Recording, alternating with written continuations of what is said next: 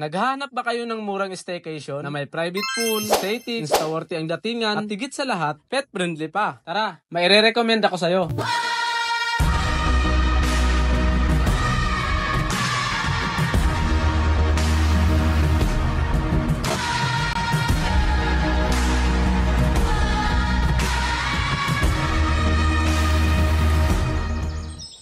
Wow, grabe.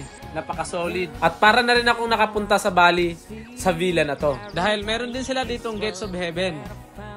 At ang original nito ay matatagpuan sa Limpuyang Temple. May mga Buddha's statue din sila dito. O diba? Ang lakas makabali vibes. At Bali inspired din ang kanilang mga bilas dito, mga idol. At konting trivia lang mga ka-adventures. Yung mga nakadisplay sa kanilang mga bilas ay galing pa mismo sa Bali, Indonesia, mga idol. At gugustuhin mo rin mag-ikot-ikot dito dahil napaka-presko ng paligid at talagang nature vibes ang datingan. So, welcome to Terraza del Mar na matatagpuan sa Alfonso, Cavite. Mayroon nga pala silang tatlong villa dito.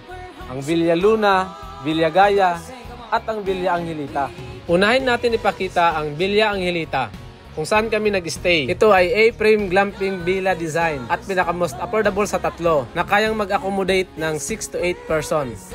Meron na nga itong tatlong queen size bed, isa sa ground floor at dalawa sa attic. At may exclusive dipping pool na nga din ito na may mini waterfalls pa. Kaya naman talagang pang IG worthy ang datingan niya. Mayroon na din itong 50 inches smart TV at free access sa kanilang malakas na wifi. Kaya naman napakasarap manood ng Netflix at YouTube habang humihigop ng kape o habang nagkukwentuhan with barkadas. Fully air conditioned na rin ito, mga idol. At punta naman tayo sa kanilang CR, which is malinis naman. So magkahiwalay yung CR at ang shower room. May hot and cold na rin, mga idol, ang kanilang shower. And nasa gitna yung lavatory. Kumpleto na din sila dito ng mga kitchen utensils, mga idol. Kaya ayos na ayos kung may mga dala kayong lulutuin. At take note, mga idol, walang corkage fee kung may dala kayong pagkain at mga inumin. Mayroon na din sila ditong ref at microwave. Mabubook nyo nga pala itong Villa Angelita for only 6,000 pesos. Good for 6 packs if weekdays. And 8,000 pesos naman pag weekend. At kung susobra naman kayo sa 6 pack ay mag-a-additional lang kayo ng 600 pesos per head.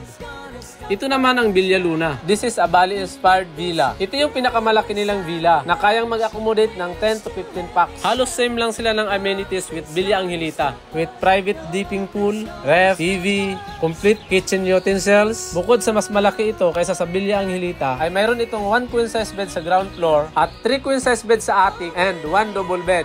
Ang rate naman nito ay 10,000 pesos for 10 packs if weekdays and 12,000 pesos naman during weekends. Ito naman ang Villa Gaya, a unique design modern bahay kubo na kayang mag-accommodate ng 8 to 10 person na may dalawang bedroom sa ground floor na may tig-isang queen size bed bawat room at may additional na 2 queen size bed sa attic at magkaparehas lang din sila ng amenities doon sa dalawang villas na nabanggit natin kanina, mga idol. 8,000 pesos naman ito, mga idol, good for 8 packs pag weekdays at 10,000 pesos naman pag weekends.